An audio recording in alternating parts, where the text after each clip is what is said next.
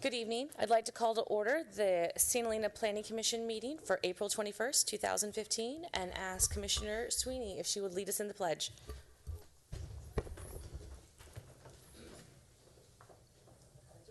To the flag of the United States of America and to the republic for which it stands, one nation, under God, indivisible, with liberty and justice for all. If we could have roll call. Commissioner Sweeney, Here. Commissioner Heil, Present. Commissioner Monette, Here. Commissioner Kistner, Here. Chairperson Parker. Present. Moving on to public forum, this is an opportunity for the public to address the Commission on items of interest to the public that are not listed on tonight's agenda. Because of restrictions imposed by the Brown Act, the Commission may not engage in discussion nor take action on matters not described on the agenda. Would anyone like to speak at public forum? Seeing none, I'll move on to the consent items, or actually, I'm sorry, the approval of the minutes from April 7th, 2015. Do we have any revisions or edits? Yes, I wanted to add that I had asked for the zoning to be on tonight's agenda at that meeting, at the end of that meeting, and that was left off. What was the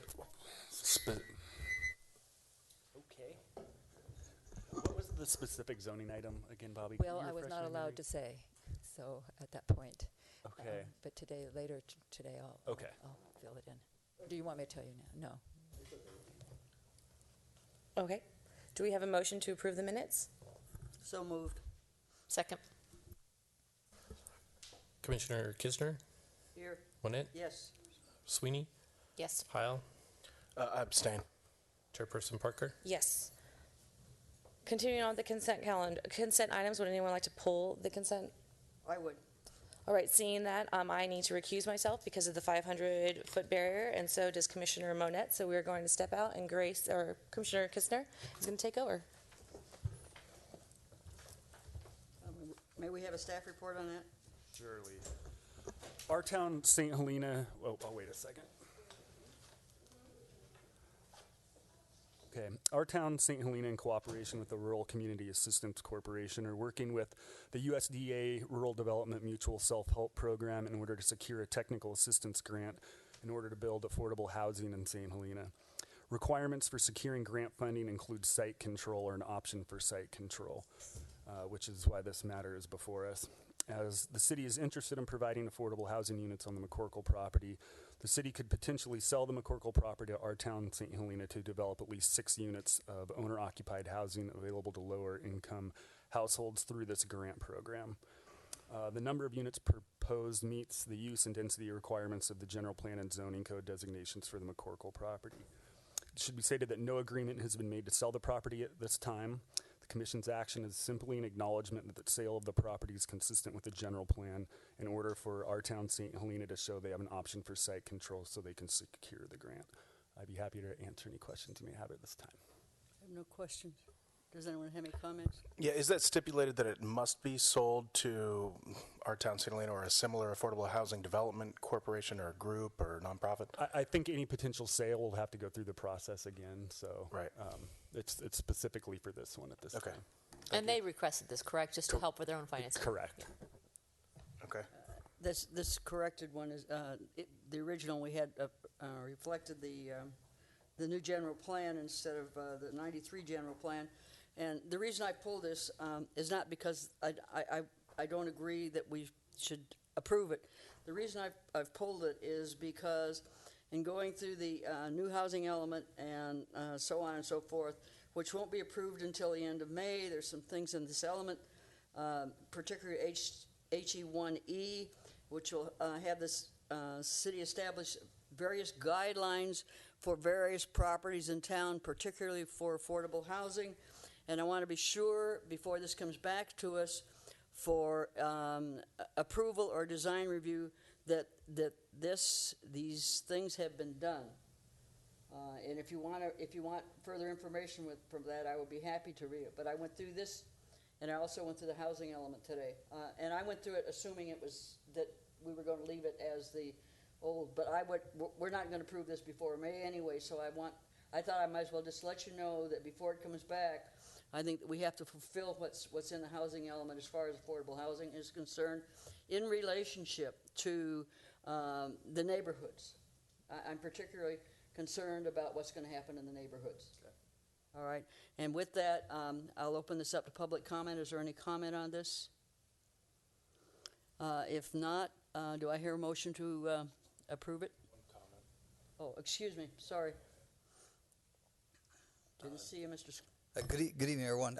Thanks for being here. I just had a question. Our town, is that part of the city of St. Helena, or is that a group that's approached the city of St. Helena?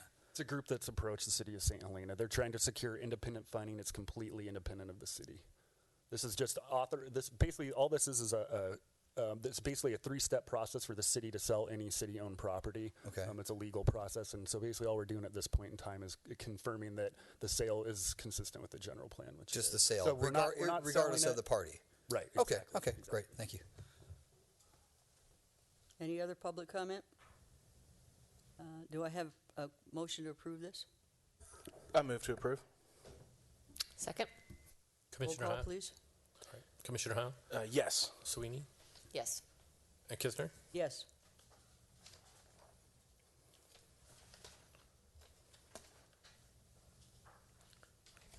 So I just think as a point of clarification, the move to approve was to resolve that the proposed transfer of the McCall property is in conformity with the St. Helena general plan. That's correct. That's what I moved Yeah. approval of. I just Okay. wanted to be sure that get the other comments got on the record. Thank you.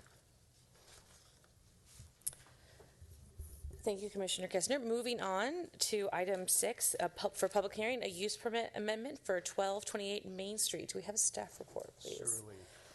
The applicant currently operates Ottoman Art Retail Store at 1152 Main Street. The applicant has been operating this store at this location for over 4 years under use permit 2011-6, which permits a boutique home furnishing store that sells fine china, lamps, rugs, and home decor.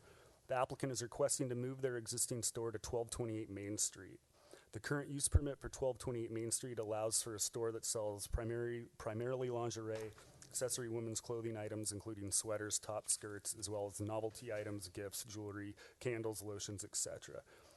The applicant is requesting a use permit amendment to modify the items permitted for sale at 1228 Main Street to no longer include lingerie and lotions, but to permit home furnishings so that the applicant continue to sell their existing inventory at the new location. Home furnishings is defined in the municipal code as china, glassware, and metalware for kitchen and table use, bedding and linen, brooms and brushes, lamps and shades, mirrors and pictures, carpets and rugs, and window coverings. As the existing use permit includes the word jewelry, the applicant also wishes to clarify in the use permit that it will be accessory costume jewelry only. Therefore, the use permit has been modified to permit the sale of home furnishings, accessory women's clothing items, including sweaters, top skirts, as well as novelty gift items, costume jewelry, and candles. The applicant operates an existing store specializing in the sale of unique products not sold at other retail locations and wishes to move the existing store to a different tenant space on Main Street. Therefore, staff believes the appropriate findings can be made and recommends approval of the use permit amendment. I'd be happy to answer any questions you may have at this time. Does anyone have any questions for staff at this time? Is it important to put shoes on there as one of the things, or does it make any difference? Because I know there are boots, so there. Boot shoes, same. All right, I'd like to open up for the public comment if the applicant would like to come forward.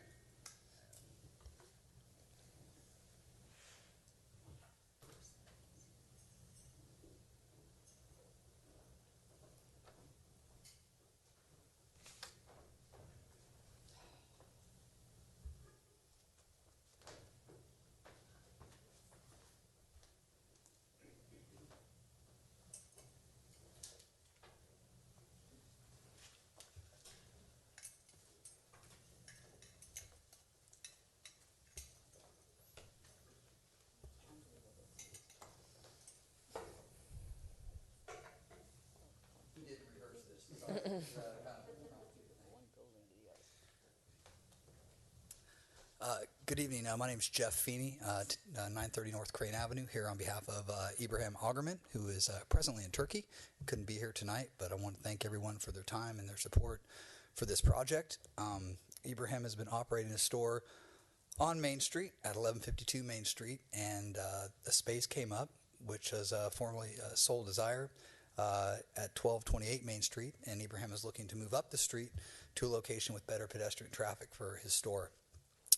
When we looked at the existing use permit, we found that several of the things Ibrahim sold were just fine, and several of them were not included in the use permit. And in light of our historic being here together, we want to make sure that we follow the process accordingly and showed you what he is selling and come to you for permission for him to continue his business on Main Street, which, as you might see, is an eclectic mix of things that are not represented on Main Street, including imported Turkish lamps, handbags, rugs, some china, and boots. He brings these over here himself and does his own buying. He has an incredible array of inventory, and anybody who's been in that store, I think, would find something they go, wow. It's something very unique and love to have in our town. At the present time, his current space will move up to the new space between now and then with your approval. He'll take his approval and then get started on the tenant improvements for the space and go from there. And if there are any questions about the process or what we can do, please, I'm here. Does anyone have any questions for the applicant? In disclosure, I met with the applicant and heard him explain all this, so it's consistent. As did I. I met with the applicant as well at both the old location and the proposed new location. I did not. This is like, but I have been in the store, so there you go. Yeah, All right. Thank you. Would anyone else like to speak at public comment? thanks. Seeing none, I will close public comment and invite commissioner deliberation. Who would like to go first? I think it's I'm totally in support of the project. Nobody else sells boots like that, and it would be a shame to see those boots not be in town. And I think the owners have taken great care to make this move in an appropriate way, following all the rules, and I appreciate that. And I think that this store is an asset to our town, and I'm glad to see it moving to a place that might be more beneficial to the store than where it is now. So I totally support it. Thank you. Anyone else? Yeah, I'm in agreement with Commissioner Manette. I also looked at some of their wear, and certainly some of their offerings are definitely affordable and some delightful things. Handcrafted, hand painted, imported, obviously. But I think it's amazing how sometimes it takes a use permit amendment to get a local to go in and check out a store that's been there for several years, 5, 6, 7, and found even a few plates that might be a suitable gift. So I'm in full support of this. I think it meets with our codes and regulations, and I think actually it'll probably heighten the visibility of the store for locals and tourists alike. Thank you. I appreciate the sensitivity to jewelry and the focus on that wording. And I also think that it leaves the place you're leaving, the space you're leaving is open to another business that will be very good for St. Helena. So I'm in support. I really have no comment other than to Commissioner Heil. I've been there many times. I love the stuff in there. So. Yeah, I echo my commissioner's comments, but I've been in that store before. So I don't shop. There's somebody else in our family who shops and makes up for the lack of shopping on this half. I would like to add too that I think that this town is getting more diverse in what's being sold, and I really am happy to see a representative from this part of the world in our town, and in such a positive way. Thank you. Do we have a motion? We all said yes. I move that the project is exempt from the requirements of CEQA pursuant to Section 15301, Class 1, which exempts the operation, leasing, or minor alteration of existing facilities, and we accept the findings and approve the use permit at 1228 Main Street. Second. Commissioner Kistner, Yes. Heil, Yes. Sweeney, Yes. Monette, Yes. Chairperson Parker. Yes. Thank you very much.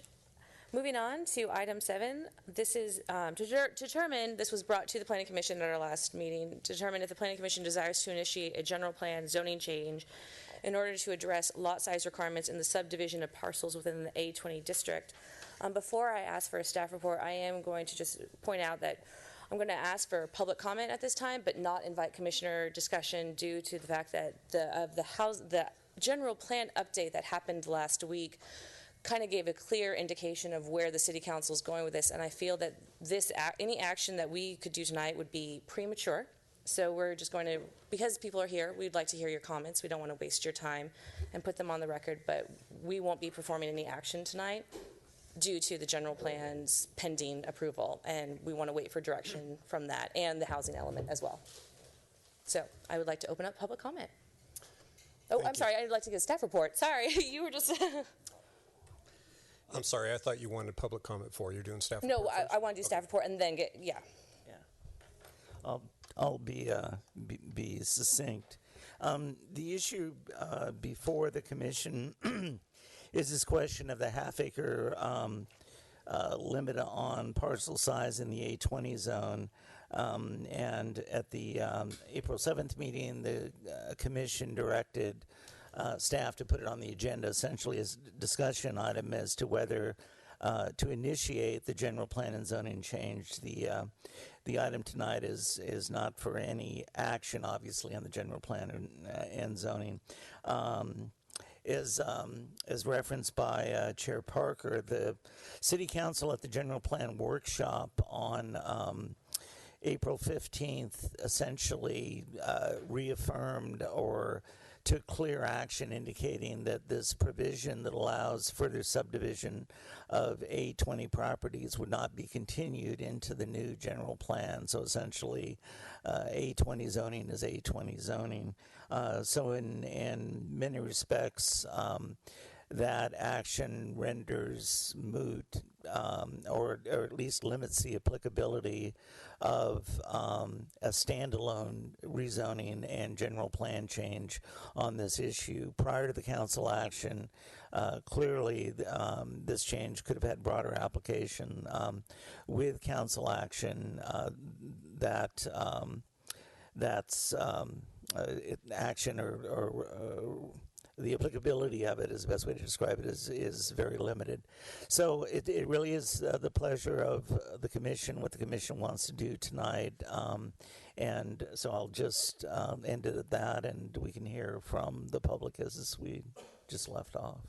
Thank you, Victor. So I'd like to open up public comment. Good evening. Sorry to jump the gun. I misinterpreted your opening comments. Ethan Brown, 489 Fulton Lane. I think it's important for the public to know, as the commissioners already do know, the origin of this request for discussion. This is being brought forth by David Gilbreth, a Napa attorney who is representing Brad Oldenbrook, a developer from Marin. Mr. Oldenbrook purchased a 14-plus acre parcel in the A20 district a year ago on Fulton Lane and has since received council approval to subdivide that parcel into a half-acre parcel and a remaining 13-plus acre parcel, all in accordance with the general plan and zoning ordinance and without the objection of the neighborhood. However, apparently, Mr. Oldenbrook isn't going to make enough money from that subdivision, so he's back with a new idea, which does not meet the general plan or zoning ordinance. So he's come from Marin to ask St. Helena to change its general plan and zoning ordinance, which have served the city well for over 2 decades. In fact, Mr. Gilbreth quotes in his request for this discussion that the general plan language is unreasonable, quote, makes no sense, quote, absolutely inconsistent with the agricultural goals in the general plan areas, unquote. What is inconsistent with the general plan is Mr. Gilbreth's and Mr. Oldenbrook's objectives. Their goal is apparently to see our ag lands chopped up into a bunch of vineyard estates sold as second homes with, appropriate high profit margins for developers. That's their perspective. This is not agriculture. The authors of the 93 general plan were very wise and thoughtful in their wording. They limited the number and size of the parcels that could be peeled off of our large, homogeneous, production vineyards that we see that around town that makes this place such a special place, gives it its character. Fortunately, City Council, as mentioned by staff, has kind of risen above this debate over size and quantity of subdivision lots, and simply said no further subdivision for 820, and that's their objective going forward with the general plan. Sort of enough is enough, I think. I applaud that direction and encourage the Planning Commission to follow the Council's lead if and when you do decide to deliberate on this discussion. Thank you. Thank you very much, Mr. Brown.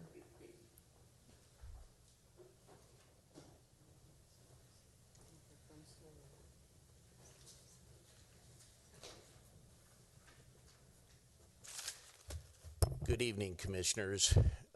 I'm David Gilbreth, and I am a Napa Valley attorney, among other things. So that part of what Mr. Brown said is correct. Some of the other things are not. It's always challenging to go through these things and look at the heart of what's really going on.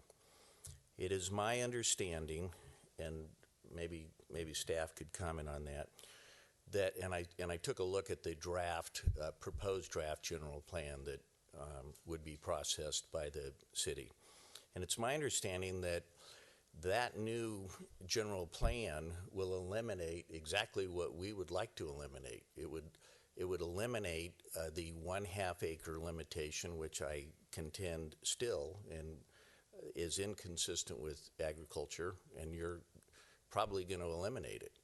And you're probably going to eliminate the 1993, the October language that's in there, and our proposal would eliminate that also. So what's really going on here is beauty in the eye of the beholder once you look through everything. And what that is we now have 2 lawful parcels. And it is true that not only I, but some of the other neighbors did not want the smaller parcel to be limited to 1/2 acre.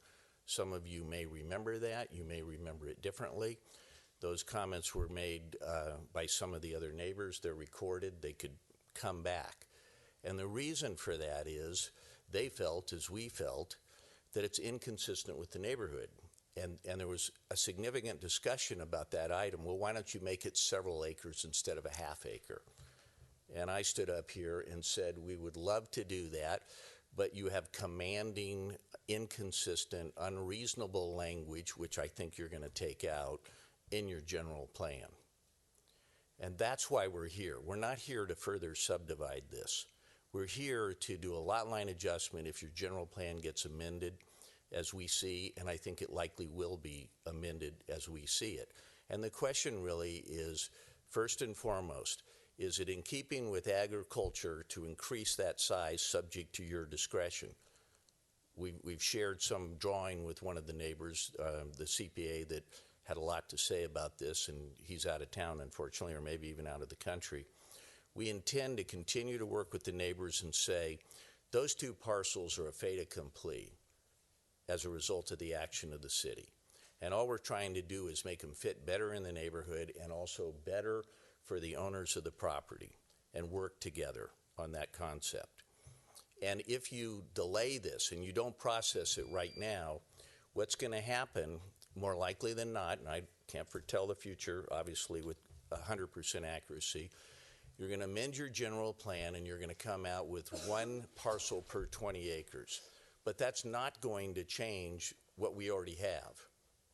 And you're going to probably take out that language. And we're going to be back at a point where we could come before you and say, we have 2 lawful parcels, and we think we would like to increase this size subject to your discretion and the input of the neighbors.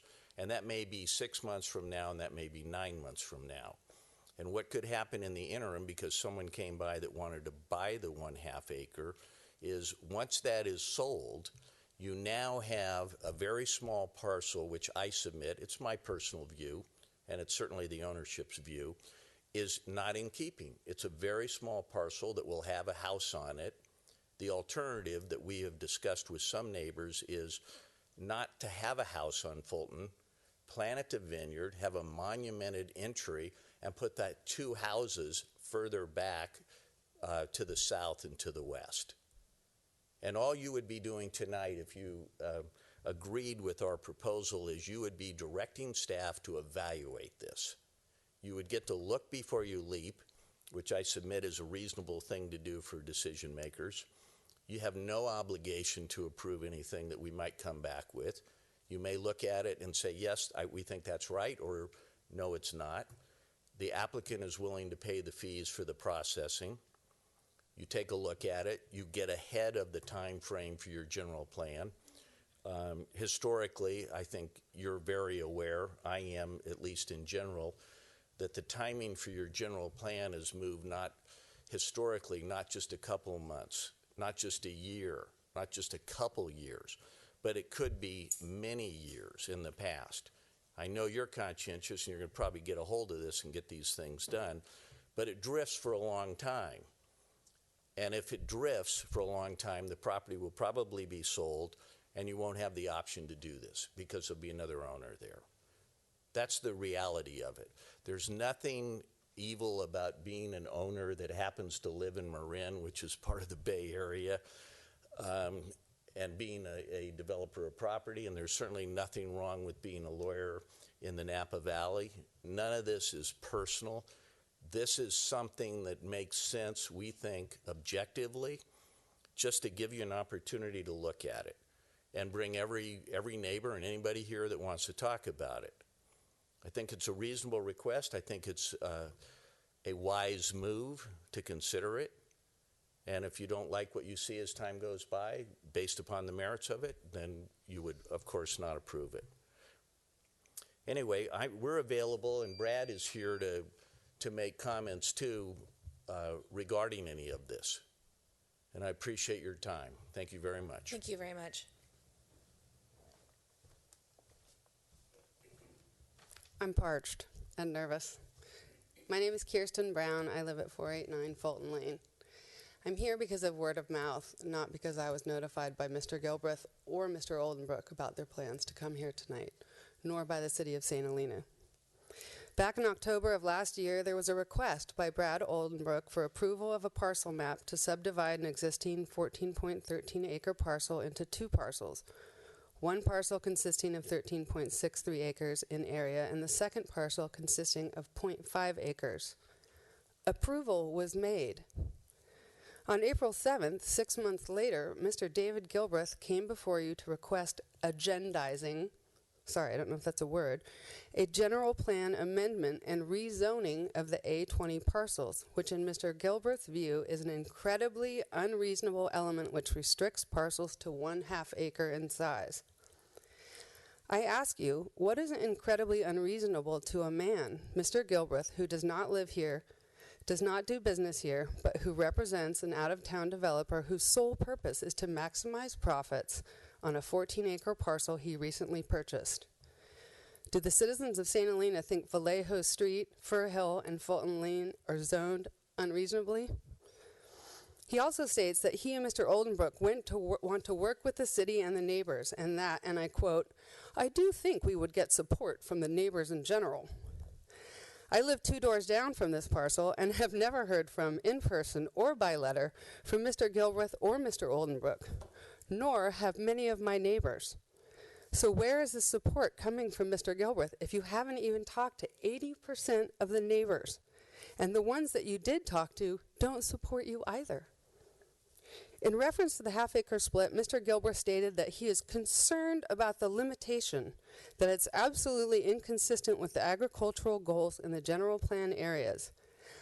I've never seen it in my career. There is some rationale, but it makes no sense to me. How is it inconsistent? And why is he concerned? For financial reasons. The limitation is set forth so as to maximize the size of the remaining parcel so that the larger remaining parcel can be viably used for agricultural purposes. The proposed parcel map meets the requirements of both the general plan and the A20 agricultural zoning. Mr. Gilbreth doesn't live here, Mr. Oldenbrook doesn't live here, and they are trying to change the general plan. They were here in front of you last year to request a partial split, and they got it. All the back and forth discussions and time spent away from your homes and dinner and families, and they got it. They got what is allowed in the general plan. But that's not enough for them. I guarantee you, if they get what they want this time, they will be back again. Why? Because 2 parcels won't be enough. It doesn't make sense financially. Thank you. Thank you.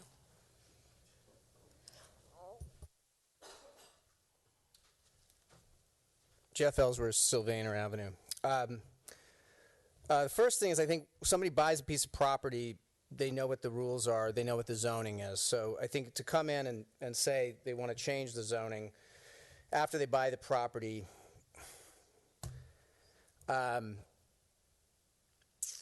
so they come in, they want to change the zoning, they know what the rules are. Decisions to change zoning impacts every citizen in this town. It's not just the neighbors. So changing zoning on Fulton changes zoning around the whole town. So I think I've made clear at meetings that the citizens of St. Helena should be the ones who decide the zoning changes, because our investments are here, and zoning is the insurance that our investments remain stable. I saw something about a septic system, saying a half acre wasn't big enough for a septic system. I have a friend who's got a half acre parcel in an agricultural area they've got a very high-tech septic system, and it's very contained. So I don't think that's an argument. As far as the general plan goes, I have a pretty good feeling it's going to be put to a vote of the people. So we're going to, make sure every protection that has been serving us for the last 40 years is still in this general plan. There's a reason we have these rules, and that's what protects our town. We love having you here and living here with us and being part of our community, and we all look at these rules and we respect them, and we hope you'll do the same. Thank you. Thank you. Would anyone else like to speak at public comment?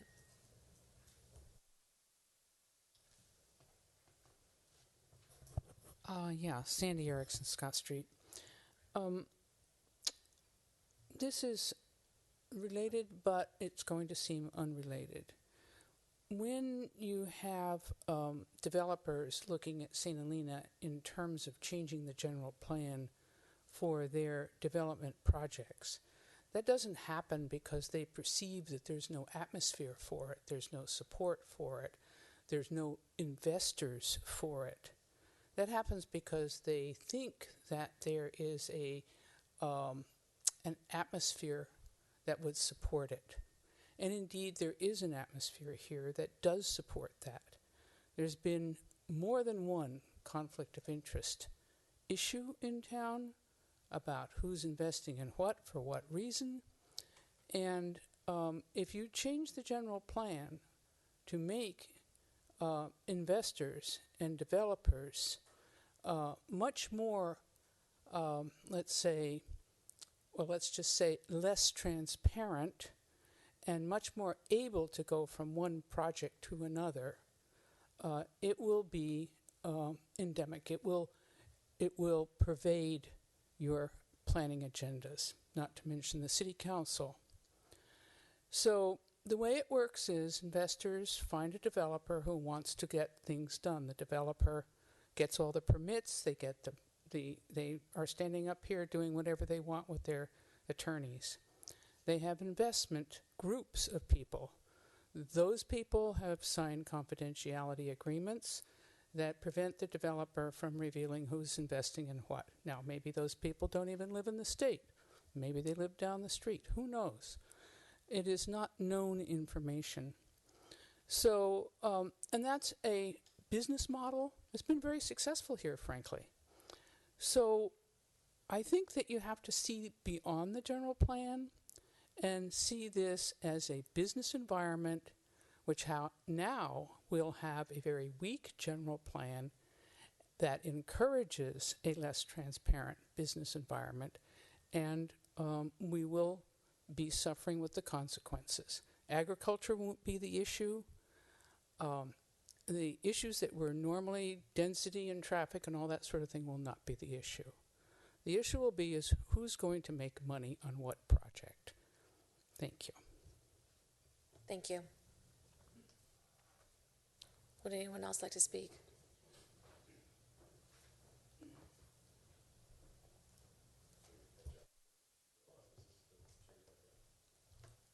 Hi, so Brad Oldenbrook. I own with a couple people, the 600 block 601, if you want to call it, Fulton Lane. And so just a couple things. I'm a little afraid to get up because obviously it seems like, Marin developer is a bad word. And I can honestly say that, yes, my wife and I, she's a designer and I'm a broker and a contractor, and I've wanted to do development ever since I was 10, besides race cars. But and I've been doing it. I do it in a way, I feel like I try to do it in a way that's the path of least resistance. I'm not like some other people who are even in the same area as this land is, that seem to be fighting an uphill battle. And quite frankly, in my mission statement of my company, the relationships matter more than profit. And I would just mention that, I know I've been told what my agenda is and stuff tonight, but the real agenda, I guess, if it was all about profit, I've already had an offer to sell the half-acre parcel, and that I did turn down because I honestly don't think, I honestly disagree that the examples of the provision in the general plan that requires only a maximum of a half-acre lot, has ruined parcels on Crane, and put a house in the middle of an ag land that I think could have granted another, public review of what's appropriate for that type of property, because they're very different. It's really hard to make a plan for every property to make it apply correctly. I disagree that I think that actually two larger parcels work better for Fulton Lane. And that's, again, like I said, completely, are open to discuss that. And, I'll give you my mobile number, and I'm happy to talk to you guys about that. Obviously, it sounds like you don't agree with me, and I'm happy to talk to you and meet with you about that. Sorry? I haven't spoken or met with you. I've met with, Fulton Mather. I've met with the Towes. I've met with the Johnsons. I've met with Ed Beard. I've met with Dave Brockmarkle. And so we have met, with neighbors. And unfortunately, I think you guys were the ones who, this is directly to you, not just my time, but I will take the time to say that, we get a list from the title company that's required for us then for noticing and everything else. I think you were just outside of that and maybe offended by that, and I apologize. That was the first go around, by the way. But safe to say that, I was expectant by my research, and I'm not fortunate yet enough to be a resident, although I hope to be of North Napa, Napa County somewhere. We're working very hard to do that right now. But the research that I understood was that the general plan amendment that's in front of you now, was that what we're trying to do here is just accelerate something that's already in motion.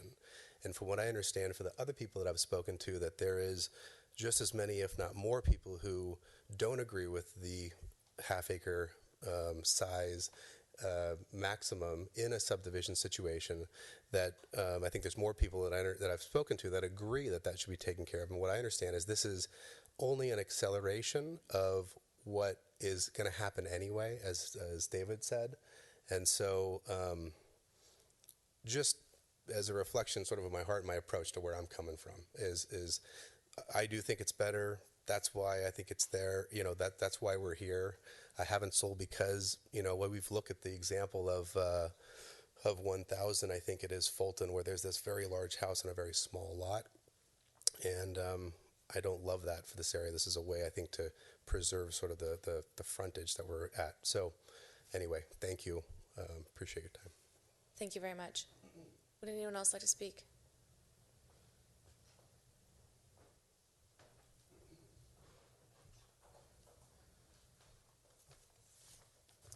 Chair and Commissioners, hi. Good to see you again. My name is Oliver Caldwell. I live at 235 Crane.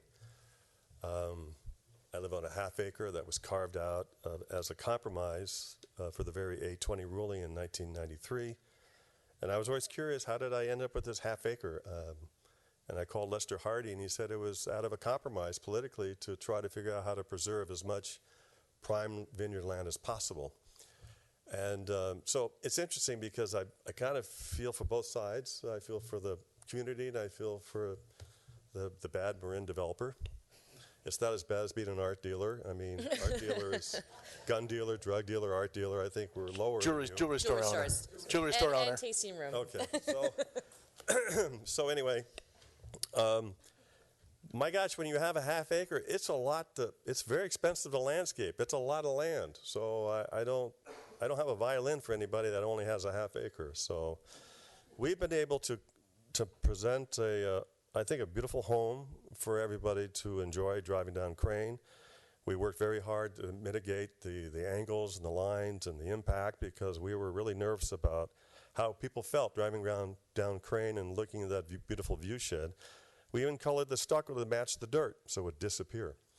So because I think what the spirit of this town is, they want to preserve as much view shed and as much vineyard land as possible.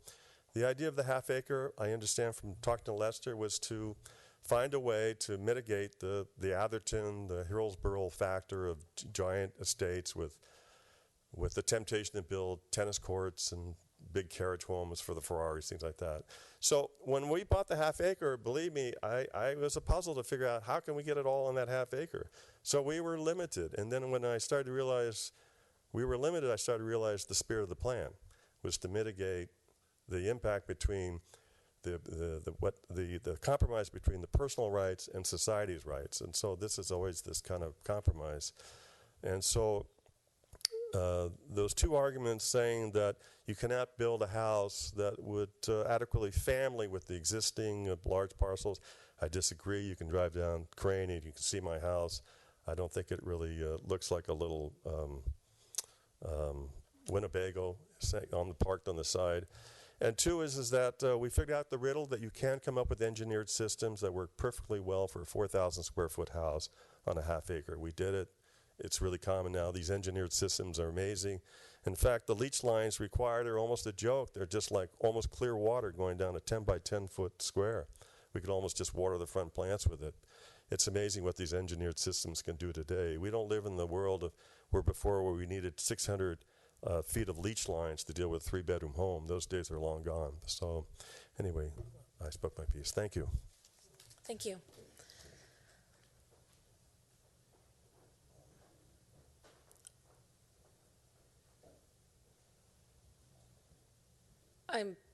Usually we don't let people speak again unless it's actually an agenda item that's with an application. So I'm going to leave it to my fellow commissioners if we want to let Mr. Galbraith speak again. Well, typically we hear from everybody, and then there's a chance for a second bite at the apple. But and then I don't know whether we're going to allow that, second bite, like you say. There isn't an agendized plan before us. But if everyone who wanted to speak the first time has already spoken, I'm okay with a second bite. I like okay. how you put it. I don't know how others feel. Does Mr. Preston have anything to add? I think he's the only person in the room who hasn't said anything. Go ahead. Well, thank you for an opportunity to speak again. David Gilbreth for your recording. I wanted to kind of explain my comments on agriculture so you get another perspective, and I'm sure everybody here, especially the neighbors, have seen this site.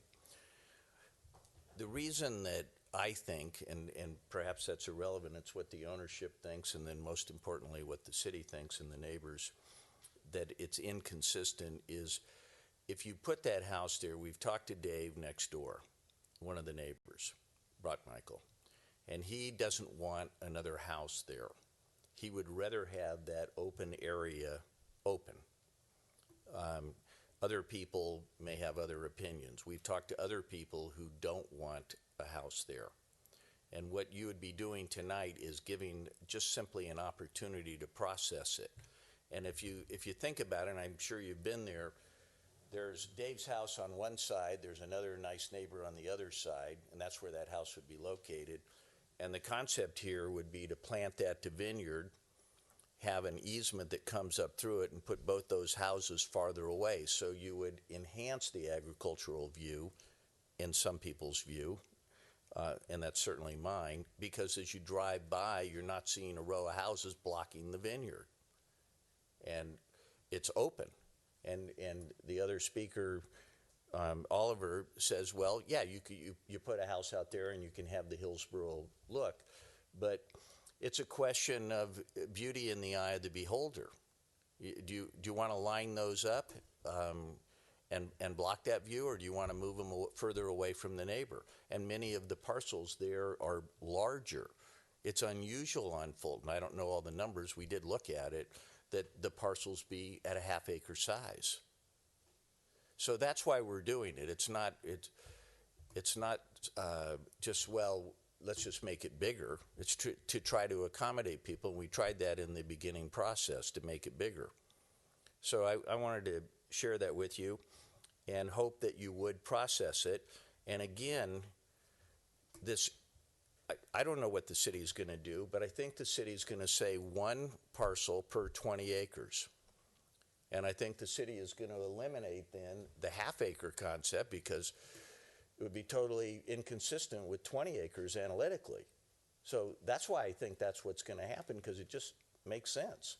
So what we foresee in the draft is 1 parcel per 20 acres, no half-acre, and you also don't need any reference going back to October of 1993 to subdivide it, because you're not going to be able to subdivide it. So that's what would happen, in my view, theoretically, as the months go by. Then any applicant that has smaller ones, including Oliver's parcel, if he had an agreement with the adjacent landowner, because they're vested legal parcels, could do a lot line adjustment and increase the size. It would still have to be approved by the city, and people would work with the neighbors. It wouldn't be deemed a further subdivision. And maybe that's a concept that not everybody understands the way that I think it works. So we would be left, this is the irony of this, we would be left with deferring this to a time when there's still the potential to do the lot line adjustment, which would not be approved unless the city wanted to do it and there was support from the neighbors to do it, more likely than not. That opportunity would be lost if it takes months, let alone a year or two, to update the general plan, because the property would probably be sold, defeating at least some neighbors' desire to have a bigger parcel there, so the house is farther away and they're looking out at the vineyard. So it's really that simple. So I would urge you to go ahead and process it. The applicant would pay for it. We'd continue to meet with people. As everybody knows, we're not responsible for the noticing, but on the other hearing, we did get that list and tried to reach out to everybody. And in the presentation that I made, I said that if anybody's here and wants to leave their cell number or some other communication, please leave it with me. Nobody did that, but we still had contact with other neighbors. So it's really about, I think, with all respect, good leadership, to give an opportunity to process something that may be beneficial and not preclude it. And you can always say, we gave you the opportunity, you spent your money, you came back, the neighbors don't like it, we don't like it, whatever it is, and we're not going to do it. It just gives you that opportunity. And I think that's a wise decision for leadership. Thank you very much. Thank you. I'm going to take my second bite off the apple. I think Mr. Caldwell made a perfect point when he came up here. They have a beautiful home with a beautiful view, and they also allow us the beautiful view of the vineyards beyond, as opposed to having another large property in the middle of the vineyards. We live on a half acre on Fulton Lane, and we find it just enough for our family, and our house is probably half the size of what most houses would be. Our neighbors to the east is the retired CFO of Genentech. He's not here tonight because he didn't know about this meeting either. He was also not contacted by Mr. Oldenbrook or the attorney here. Our neighbors behind us, the Amendolas in their 90s, are also not here tonight for the very same reason. So there's consistent talk from Mr. Gilbreth about the support of the neighbors, and we've spoken to all the neighbors. Mr. Brotmarkle, not Mr. Brockmarkle, came to us a few nights ago to let us know that he had been contacted by Mr. Gilbreth. He is the CPA that Mr. Gilbreth refers to. And Mr. Gilbreth showed him his new plan, which had a 10-acre parcel and a 4-acre parcel. And he wanted Mr. Brotmarkle to go around the neighbors and to do his work of trying to get everybody on board with this new idea of not having the half acre on the street. When we spoke to both Dave and Kathy, their initial thought that it would be beneficial for them to have 2 larger parcels. But then they realized 2 things. One, it's not up to us to decide what the general plan states. And number 2, they realized that they believe in the general plan and what it states and why it was set forth when it was set forth. That having a neighbor next to them, albeit maybe not ideal, it would be better than having a large house in the middle of vineyards that affects their view shed. Mr. Gilbreth continually talks about this benefit to Fulton Lane. He doesn't live on Fulton Lane. He doesn't walk on Fulton Lane. He doesn't see half of my neighbors and my community and the people I work with walk on Fulton Lane. So unfortunately, he doesn't have much ground to stand on when it comes to that. I hope you guys will consider, I know it's not up right now, but if they are so concerned about the community and what's right for the community, then why are they trying to change the general plan? Why didn't they take the split that they got and wait for it to change and then apply for their lot line adjustment? Because they think they're doing us a favor. Thank you. Would anyone else like to speak at public comment? All right, I'm going to close public comment, and I'm just going to reiterate my statement that I do believe that directing staff with any direction before the general plan is approved is premature and unnecessary, and I believe staff supports that statement, given what the City Council indicated at their last meeting, at their meeting last week with the general plan change approval. I do believe the general plan will be approved shortly. I think that this Planning Commission and the City Council want it to get approved as quickly as possible.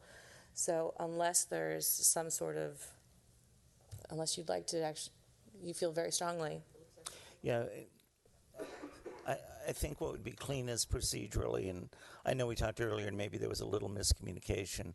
I think from a staff point of view, given the council action, aside from the various merits and demerits of the various arguments, that really the applicability is only to this one property. So to run parallel, general plan changes and zoning changes seems, duplicative. And maybe if the general plan does indeed get mired down, as was alluded to, then perhaps that could change. But I think, given that context, it just seems to make sense to see what comes out of the general plan process. Agreed. I think what would be helpful, though, is for just to have a motion on that, because we do have an agenda item, and it would simply be a motion to not direct staff to initiate the change and defer action until the general plan's in place. Well, that was what I have next in my notes, is to create a floating future, wording is create a future floating agenda item after the general plan is approved.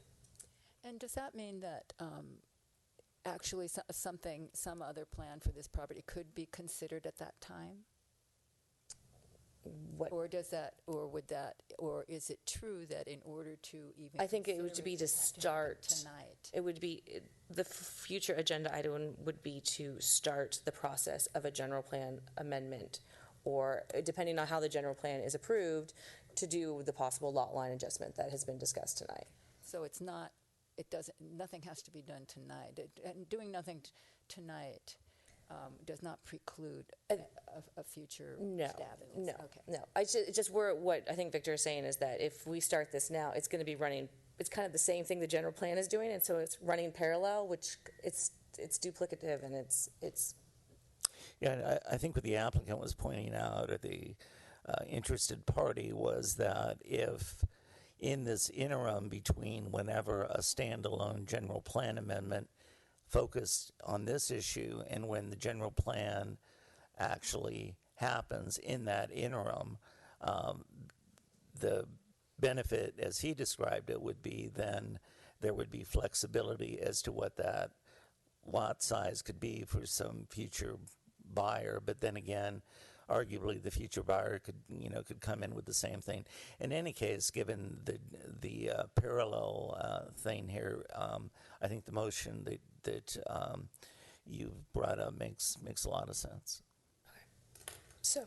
Well, I think it's worth just worth stating. Okay, I think that the applicant and certainly the neighbors, whether noticed or not, this was a contentious issue when it came forward, and there was discussion of whether there could be a better kind of final solution or not, and there is question as to whether or not the half-acre split actually makes sense. I mean, right. they're around town, and I think of 1,000 Fulton Lane that was mentioned as kind of the classic example, and I remember when 1,000 Fulton Lane came before us, of what we kind of don't want to see. I mean, to Oliver's point, I think, and Oliver, I suppose there's probably a few people in town who would say, well, nothing would have been better than a house at 235 Crane Avenue, and you ruined the view because there's something there.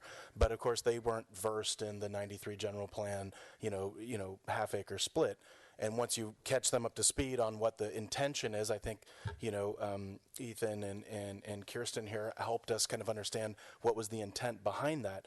But certainly the intent, I don't think, was to wind up with situations like 1,000 Fulton Lane, which is where somebody took a half acre of ag zone property, maximized every development standard we have, put up a toy vineyard as landscaping out in front of it, and blew up that side of the street so that, that isn't in keeping with the rural character in kind of any way, shape, or form. I really don't think you can make that argument. Now, maybe that's easy for me to say now because they're not here. But I think just in general, I don't think that was in keeping with what the half-acre split was even intending to do, which Mr. Caldwell has found out that Mr. Hardy and many other people who went before us were intending to do to preserve the rural character and the farmland. So, I think at the end of the day, what I'm hearing from my fellow commissioners here is why introduce this parallel track. The only reason I could say for introducing this parallel track is because based on our council's track record of approving a general plan in, within the decade that I'm alive in this town or century, it's extremely unpredictable. And as Mr. Ellsworth clearly pointed out, it's subject to potential referendum or any sort of potential derailment of a general plan of any kind. So, I think it's fair to weigh both sides of this issue. I'm not fully convinced that we have to take action tonight, or direct staff to initiate this plan. But I don't think it's as easily dismissed, precisely because we do have this situation with 1,000 Fulton and that potential for that situation, elsewhere. And because, quite frankly, I completely agree with council's direction, in the direction that they're headed to protect our larger ag parcels. But it was said, I wish we, the decision-making body, had a petition signed by 20 or 30 members of Fulton Lane that was saying, you know what, we don't want another 4,000 or 5,000 square foot house right up against the lane. We would maybe prefer to, a 6 acre and an 8 acre parcel or whatever it is. Absent that, I guess I am, reluctant to pass muster. But that said, I think, based on our track record on the general plan, it's understandable why people are getting frustrated, feeling like they can't take further action. Because we keep seeing these situations come up. My only thought, in addition to that, though, is in this applicant's case, they could have brought to us a lot line adjustment if they were focusing specifically on this lot. Instead, we're talking about a change to a general plan that we know is happening again on a parallel basis. So to me, it seems more complicated and a bigger conversation when we're talking about asking you to look at a change in zoning. Well, Broader. Just to clarify, the applicant could not and still cannot do a lot line adjustment based on the way the general plan and zoning is written with a half-acre limit. So that's kind of the nub of the issue. So how will that change in the new plan? Well, that's a good question. The half-acre maximum is tied to this provision whereby the density or the number of parcels one can yield in the A20 zone is based on this 5-acre calculus. So if you had a 15-acre parcel, you could get 3 parcels.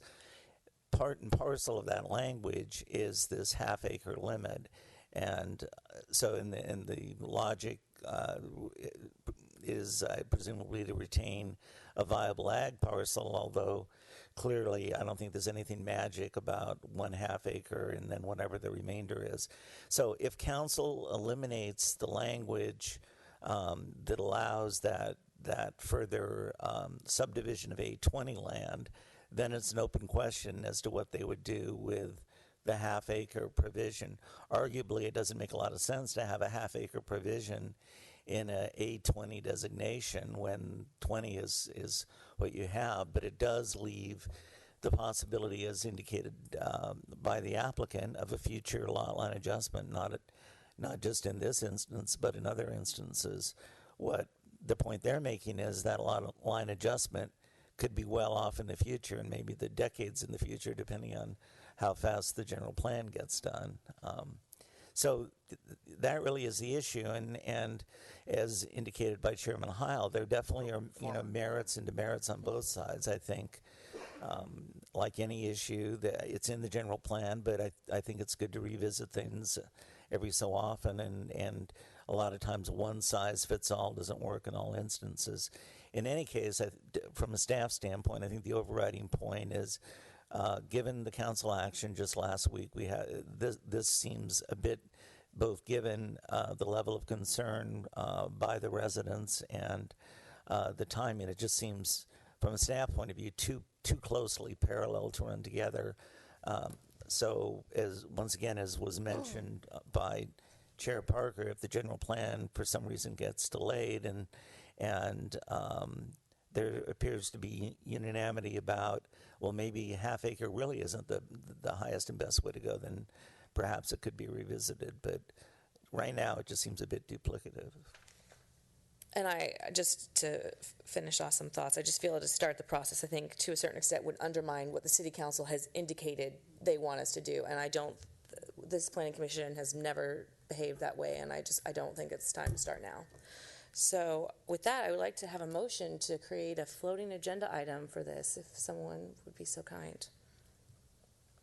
So moved. I guess I motioned. Second. Commissioner Monette? Yes. Kitzner? Yes. Sweeney? Yes. Heil? Yeah. Chairperson Parker? Yes. And with that, I would like to adjourn the meeting. Thank you so much.